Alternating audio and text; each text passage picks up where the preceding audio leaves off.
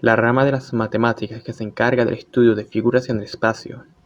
Esta es una definición simplificada de lo que es la geometría. Sin embargo, no siempre se conoce la historia detrás de los avances de esta rama de las matemáticas. En el siguiente material nos encargaremos de desarrollar esta historia. La geometría tuvo un comienzo bastante ligado a la practicidad, así que cualquier desarrollo en este área estaba enfocado exclusivamente a resolver problemas del día a día que le sucedían a los pobladores del mundo. Empezamos nuestra historia con Babilonia. Esta civilización antigua tuvo interesantes avances en toda clase de áreas, y la geometría no fue una excepción. Si bien no hubo avances de manera formal, las necesidades de la sociedad empujaron a los babilonios a desarrollar concepciones sobre pi, que determinaron en 3,125, medidas de las esferas y el volumen de un cono truncado. Incluso llegaron al punto de desarrollar lo que hoy se conoce como el teorema de Pitágoras. Desafortunadamente, el carácter tan práctico de las matemáticas en este periodo limitó el alcance del desarrollo que éstas pudieron tener. Y esa falta de avance nos lleva hacia nuestro siguiente destino, Egipto. Al igual que la civilización anterior, las matemáticas en Egipto tenían una naturaleza y desarrollo muy práctico. En particular, la geometría era utilizada para la construcción de infraestructuras y para fines religiosos, que se pueden ver en la construcción de sus templos. Entre sus hallazgos más resaltantes se pueden evidenciar que llegaron a ser capaces de deducir una manera de calcular el volumen de figuras como rectángulos, trapecios y círculos. Asimismo, su conocimiento sobre pirámides ayudó en la culminación de una de las maravillas del mundo, la Gran Pirámide. No obstante, el alcance de los egipcios no pudo llegar más lejos. A pesar de que la geometría logró un buen desarrollo, los egipcios fueron incapaces de llevar las matemáticas a un nivel más elevado de abstracción que facilitara el desarrollo de propiedades más elaboradas y generales. Sin embargo, la falta de desarrollo en geometría estaba a punto de empezar a ser un mal menor gracias a la civilización griega. Grecia es el epicentro de muchos de los avances en filosofía occidental. Además, también es el sitio donde la matemática dio sus primeros pasos para llegar al nivel que tiene actualmente. Comencemos nuestro estudio con Tales de Mileto. Tales fue un filósofo presocrático de Mileto quien tuvo mucha influencia en la matemática y astronomía. Entre algunos de sus descubrimientos más resaltantes en geometría se encuentran las siguientes proposiciones, hechas aproximadamente en el sexto siglo a.C. 1. Si dos rectas cualesquiera se cortan por varias rectas paralelas, los segmentos determinados en una de las rectas son proporcionales a los segmentos correspondientes en la otra. Es decir, los siguientes cocientes son iguales. El segmento AB entre el segmento A'B', el segmento BC entre el segmento B'C' y el segmento AC entre el segmento A'C'. Segundo, un círculo es bisecado por su diámetro. Tercero, dado un triángulo ABC, si se traza un segmento paralelo B'C' a uno de los lados del triángulo, se obtiene otro triángulo AB'C', cuyos lados son proporcionales a los del triángulo ABC. Cuarto, sea B un punto de la circunferencia de diámetro AC y centro O distinto de A y de C, entonces el triángulo ABC es un triángulo rectángulo, donde el ángulo recto se encuentra en el vértice B. Ahora pasemos a otro filósofo famoso de la época, quien dio a la geometría un gran impulso en popularidad. Se trata de Platón. Habiendo sido aprendiz de Sócrates y maestro de Aristóteles, Platón se dio a la tarea de abrir su propia academia, en la que se enseñaba, entre otras cosas, matemáticas. Su interés particular hacia esta materia se debía a que sostenía que era menester lograr maestría en temas como aritmética, geometría y música para poder llegar a ser un filósofo. El que puede ser considerado su aporte más resaltante para la geometría pueden ser los que se conocen como sólidos platónicos, estudio que realizó alrededor del IV siglo a.C. Estos eran polígonos simétricos tridimensionales que, según él, componen al universo. Los polígonos eran el tetraedro, formado por 4 triángulos regulares, el octaedro, compuesto por 8 triángulos, el icosaedro, compuesto por 20 triángulos, el cubo, compuesto por 6 cuadrados, y el dodecaedro, formado por 12 pentágonos. A pesar de lo equivocado que estaba, su visión de la geometría ayudó a que muchas personas se interesaran en esta materia, logrando que el potencial de avance para la geometría fuera mucho mayor durante un tiempo. A pesar de los progresos obtenidos en este periodo, La geometría estaba a punto de tener otro gran impulso en su desarrollo, pues las conquistas de Alejandro Magno facilitaría el acceso al conocimiento de Oriente y a una nueva era para el desarrollo de muchas áreas del saber. Fue en este periodo cuando Euclides hizo su contribución, la cual ha sido una de las más importantes para la geometría y para la matemática en general. Euclides fue un matemático del periodo helenístico que es muy conocido por un material en particular, su famoso Elementos, que data aproximadamente del tercer siglo a.C. Este libro es una recopilación de todo el conocimiento matemático de su época, el cual fue escrito de manera axiomática, con los que logra, de manera elegante y sencilla, sentar las bases de la geometría. Los 5 postulados fundamentales de Elementos son los siguientes.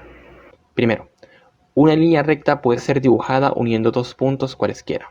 Segundo, un segmento de línea se puede extender indefinidamente en una línea recta. Tercero, dado un segmento de línea recta, puede dibujarse un círculo con cualquier centro y distancia. Cuarto, todos los ángulos rectos son iguales entre sí. Y quinto, si una línea recta corta a otras dos, de tal manera que la suma de los dos ángulos interiores del mismo lado sea menor que dos rectos, entonces, al prolongarlas, las dos líneas rectas se cortarán. Este último postulado es equivalente a decir que por un punto exterior a una línea recta se puede trazar una única paralela. Pero el desarrollo de la geometría no acabaría con Euclides. Otro gran matemático de la historia estaba a punto de dar sus aportes. Se trata de Arquímedes. Arquímedes de Siracusa fue un físico, ingeniero e inventor griego quien es considerado uno de los grandes matemáticos de la historia. Esta mente brillante fue la persona detrás de las invenciones que impidieron que Roma se apoderara de la isla de Siracusa durante varios años. Arquímedes hizo múltiples aportaciones a la geometría en el tercer siglo a.C. Algunas de estas son las siguientes. Primero, la espiral de Arquímedes. Este fue un descubrimiento que hizo público en su llamado de las espirales. La relevancia de este descubrimiento se debe a que le permitió hallar un método para trisecar cualquier ángulo. Segundo, determinación del volumen de una esfera. Arquímedes fue capaz de dar con este descubrimiento al notar que si tomas una esfera de un diámetro cualquiera y la colocas dentro de un cilindro de una altura y diámetros iguales a los de esta esfera, los volúmenes de estas figuras serán proporcionales. Es decir, el volumen de la esfera será igual a 2/3 el volumen del cilindro. Tercero, una mejor determinación del número pi. Esto lo logró a través de su método exhaustivo, el cual consiste en dibujar un polígono regular inscrito y otro circunscrito en una misma circunferencia, de manera que la longitud de la circunferencia y el área del círculo quedan acotadas por esos mismos valores de las longitudes y áreas de los dos polígonos. A medida que se incrementa el número de lados del polígono, la diferencia se acorta y se obtiene una aproximación más exacta. Partiendo de polígonos de 96 lados cada uno, Arquímedes calculó que el valor de pi debía encontrarse entre 3,1408 y 3,1429 aproximadamente, lo cual es consistente con el valor real de pi. A pesar de todos los increíbles descubrimientos y avances hechos hasta ahora, la geometría estaba a punto de sufrir un gran estancamiento gracias al naciente Imperio Romano. Estancamiento que, posteriormente, sería mantenido durante la Edad Media en Europa. Lo que pasó es que el pueblo romano, al ser tan práctico, le vio poco sentido al desarrollo abstracto de materias como la geometría, al no ser capaces de percibir una aplicación directa de los nuevos avances que se podrían haber desarrollado. Por otro lado, la enseñanza de la geometría en Europa durante la Edad Media se limitaba a los elementos de Euclides, sin ningún intento de ir más allá del conocimiento acumulado y desarrollado por el matemático. Asimismo, en Oriente tampoco hubo avances relevantes para la geometría durante este periodo, así que tuvo que pasar mucho tiempo antes de que la geometría tuviera otro gran ascenso en su desarrollo. Y lo anterior nos trae al momento en el que el Imperio Otomano finalmente conquista Constantinopla en 1453, el momento en el que, generalmente, se da inicio al Renacimiento, y con él una nueva oportunidad para las matemáticas, y en particular para la geometría. Nombres como Luca Pacioli, Leonardo da Vinci, Niccolò Fontana, Girolamo Cardano y Leonardo de Pisa son algunos de los que se pueden hallar como resaltantes en esta época. Si bien no hubo un avance tan explosivo como en el periodo helénico y helenístico, La difusión de la literatura gracias al desarrollo de la imprenta facilitó que el saber geométrico lograra un alcance sin precedentes que no hubiera podido ser posible conseguir anteriormente. Además, la continua traducción de textos griegos, árabes e hindúes ayudaba al progreso de las mismas, conocimiento que solía ser utilizado en expresiones artísticas. Esto abrió las puertas al estudio de la perspectiva en el arte y, con ello, una integración de la geometría en la vida diaria de los renacentistas. Gracias a ello, las matemáticas, y en especial la geometría, estaban a punto de sufrir un cambio en su paradigma que abriría las puertas a un gran periodo de avances que iniciarían a partir del siglo XVII. Durante el siglo XVII surgieron casi todas las disciplinas matemáticas, produciéndose en lo que a la geometría se refiere el nacimiento de la geometría analítica. Sin duda, los dos grandes de esta época fueron René Descartes y Pierre de Fermat. La última parte de la famosa obra de Descartes, Discurso del método, denominada Geometry, detalla en su comienzo instrucciones geométricas para resolver ecuaciones cuadráticas, centrándose seguidamente en la aplicación del álgebra a ciertos problemas geométricos y analiza también curvas de distintos órdenes. Para terminar en el tercer y último libro que compone la obra, con la construcción de la teoría general de ecuaciones, llegando a la conclusión de que el número de raíces de una ecuación es igual al grado de la misma, aunque no pudo demostrarlo. Prácticamente la totalidad de la Geometry está dedicada a la interrelación entre el álgebra y la geometría con ayuda del sistema de coordenadas. Simultáneamente con Descartes, Pierre de Fermat desarrolló un sistema análogo a las ideas de la geometría analítica, esto es, la introducción de coordenadas rectangulares y la aplicación a la geometría de los métodos algebraicos, que se concentran en una pequeña obra llamada Introducción a la teoría de los lugares planos y espaciales. Aquellos lugares geométricos representados por rectas o circunferencias se denominaban planos y los representados por cónicas se denominaban espaciales. Fermat abordó la tarea de reconstruir los lugares planos de Apolonio, describiendo alrededor del año 1636 el principio fundamental de la geometría analítica, que dice: siempre que en una ecuación final aparezcan dos incógnitas, tenemos un lugar geométrico, al describir el extremo de uno de ellos una línea recta o curva. Utilizando la notación de Viet, representó en primer lugar la ecuación de la recta. Posteriormente, identificó las expresiones de la hipérbola, la parábola, la circunferencia y la elipse respectivamente. Para el caso de ecuaciones cuadráticas más generales, en las que aparecen varios términos de segundo grado, aplicó rotaciones de los ejes con objeto de reducirlas a los términos anteriores. La extensión de la geometría analítica al estudio de los lugares geométricos especiales la realizó por la vía del estudio de la intersección de las superficies espaciales por planos. Sin embargo, las coordenadas espaciales también en él están ausentes y la geometría analítica del espacio quedó sin culminar. En el siglo XVIII, además de la consolidación de la geometría analítica, surgieron la geometría diferencial, la geometría descriptiva y proyectiva, así como numerosos trabajos sobre los fundamentos de la geometría. Entre los diferentes problemas y métodos de la geometría, tuvieron gran significado las aplicaciones geométricas del cálculo infinitesimal. De ellas surgió y se desarrolló la geometría diferencial, la ciencia que ocupó durante el siglo XVIII el lugar central en el sistema de las disciplinas geométricas. A comienzos de siglo ya habían sido estudiados muchos fenómenos de las curvas planas por medios del análisis infinitesimal, para pasar posteriormente a estudiar las curvas espaciales y las superficies. Este traspaso de los métodos de la geometría bidimensional al caso tridimensional fue realizado por Clairaut. Sin embargo, su obra fue eclipsada, como casi todo en esta época, por los trabajos de Euler. Fue Euler quien en 1748 sistematizó la geometría analítica de una manera formal. En primer lugar, expuso el sistema de la geometría analítica en el plano, introduciendo además de las coordenadas rectangulares en el espacio, las oblicuas y las polares. En segundo lugar, estudió las transformaciones de los sistemas de coordenadas. También clasificó las curvas según el grado de sus ecuaciones, estudiando sus propiedades generales. En otros apartados de sus obras, trató las secciones cónicas, las formas canónicas de las ecuaciones de segundo grado, las ramas infinitas y asintóticas de las secciones cónicas y clasificó las curvas de tercer y cuarto orden, demostrando la inexactitud de la clasificación newtoniana.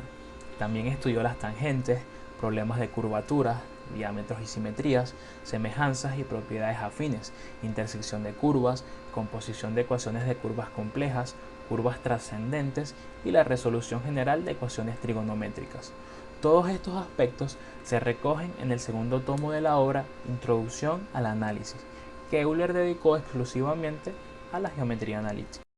Los métodos de la geometría descriptiva surgieron en el dominio de las aplicaciones técnicas de la matemática y su formación como ciencia matemática especial se culminó en los trabajos de Mond, cuya obra en este terreno quedó plasmada en el texto Geometría descriptiva.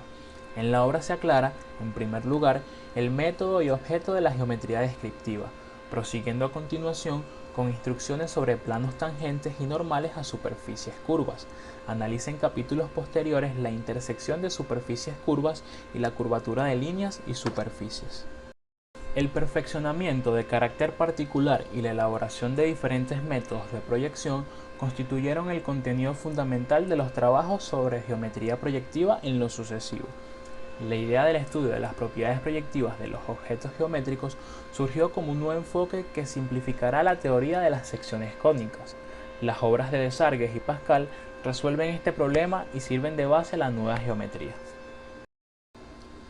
La geometría, hacia comienzos del siglo XIX, representaba ya un amplio complejo de disciplinas surgidas del análisis y generalizaciones de los datos sobre las formas espaciales de los cuerpos. Junto a las partes elementales, se incluyeron en la geometría casi todas aquellas partes que la conforman actualmente. La geometría analítica realizó un gran camino de desarrollo y determinó su lugar como parte de la geometría que estudia las figuras y transformaciones dadas por ecuaciones algebraicas con ayuda del método de coordenadas utilizando los métodos del álgebra. La geometría diferencial se caracterizó por la utilización de los conceptos y métodos del cálculo diferencial, lo que conllevó relaciones estables con el análisis matemático y con numerosos problemas aplicados. Una de las características principales de la geometría que se desarrolló durante la segunda mitad del siglo XIX fue el entusiasmo con que los matemáticos estudiaron una gran variedad de transformaciones. De ellas, las que se hicieron más populares fueron las que constituyen el grupo de transformaciones que definen la denominada geometría proyectiva. Los métodos aparentemente detenidos en su desarrollo desde la época de Desargues y Pascal de estudio de las propiedades de las figuras invariantes respecto a la proyección se conformaron en los años 20 del siglo XIX en una nueva rama de la geometría proyectiva, gracias sobre todo a los trabajos de Jean-Victor Poncelet. Otro aspecto esencial durante este siglo fue el desarrollo de las geometrías no euclidianas. Podríamos considerar fundador de esta geometría al matemático ruso Nikolai Ivanovich Lobachevsky. Su obra mostraba que era necesario revisar los conceptos fundamentales que se admitían sobre la naturaleza de la matemática, pero ante el rechazo de sus contemporáneos tuvo que desarrollar sus ideas en solitario aislamiento. El punto de partida de las investigaciones de Lobachevsky sobre geometría no euclidiana fue el axioma de las paralelas de Euclides. Sin demostración durante siglos, Lobachevsky, que inicialmente intentó demostrar dicho axioma, rápidamente se dio cuenta que ello era imposible, sustituyendo dicho axioma por su negación. A través de un punto no contenido en una recta se puede trazar más de una recta paralela que yace en el mismo plano que la primera. El año 1826 puede considerarse como la fecha de nacimiento de esta geometría no euclidiana, siendo en ese año cuando el autor presentó muchos de los trabajos que avalaban la nueva teoría. En 1829, János Bolyai llegó a la misma conclusión a la que había llegado Lobachevsky, e incluso el mismo Gauss, que apoya y elogiaba a escondidas, nunca de forma pública, los trabajos de Bolyai y Lobachevsky. Es posible que mantuviera los mismos puntos de vista, pero los calló por temor a comprometer su reputación científica. La geometría no euclidiana continuó siendo durante varias décadas un aspecto marginal de la matemática, hasta que se integró en ella completamente gracias a las concepciones generales de Riemann. En la actualidad, un conocimiento geométrico es indispensable para desenvolverse y orientarse reflexivamente en el espacio, para hacer estimaciones sobre formas, distancias, incluso para realizar operaciones y cálculos relativos a la distribución de objetos en el espacio.